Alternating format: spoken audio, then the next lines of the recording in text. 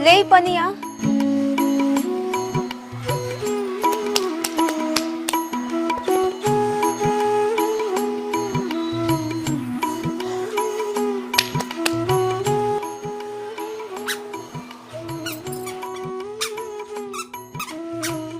बाबू धीरे चलो, गिर जाओगे। ए भाई क्यों जा तका हो?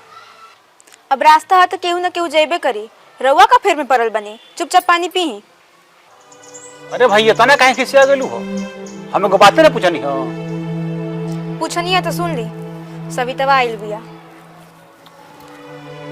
अरे सविता बने आइल बिया का? हैं इतना कूदी मत, रउआ के गोड़ लगे नहीं खियावत। अब गोड़ लागे चाहे ना लागे, हम तो आशीर्वाद देबे करो। काहे कि गांव के बेटी ही हो, आ गांव के बेटी सबकर बेटी होली। कहे के तो पूरा गांव में सब बेटिए बहिन बा, बाकी बेरा पे केहू पूछे वाला नहीं खे।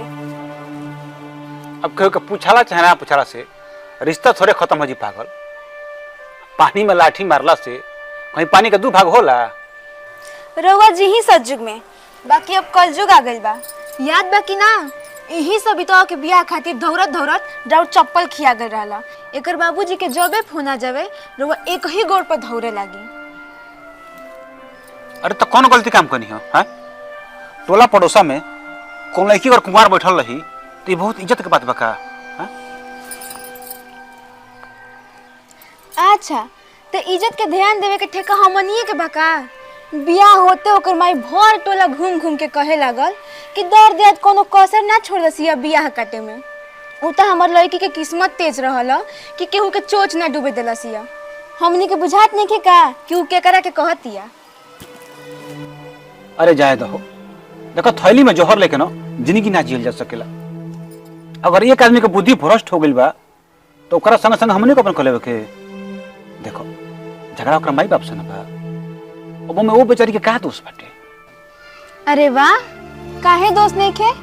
इतना सोचित तो 3 बेर हमार सामने पड़ुए, झूठौआ के तो गौर ना लगवे। और ओकर मरद जैसे ही हमरा के देखवे होनी ताके लगवे। तो का करो बेचारा? अरे ओकर सास ससुर जौन सिखौले हुई तो करत ताटे। ऐसन बा कि रउआ अपन मुंह बंद करी, हमरो से बहस नहीं की कइल चाहत। बड़ा आइल बनी पछले वाला, काले से देखा देखा के भर टोला में बहना बाटतिया। काहे न लिया के हमर लइकवा के हाथ पे एगो मिठाई ध देलसिया।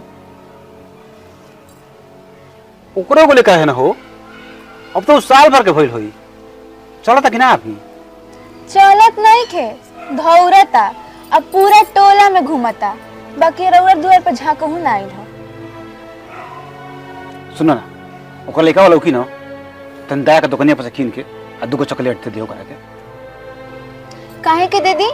हमार लइका के हाथ पे कबो केहू कुछ धरेला का?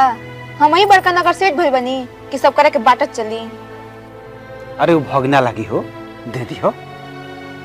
अच्छा तो हमरो तो लइकवा ओकर कुछ लगबे करी, ओकरा ना बुझाए के चाहिए।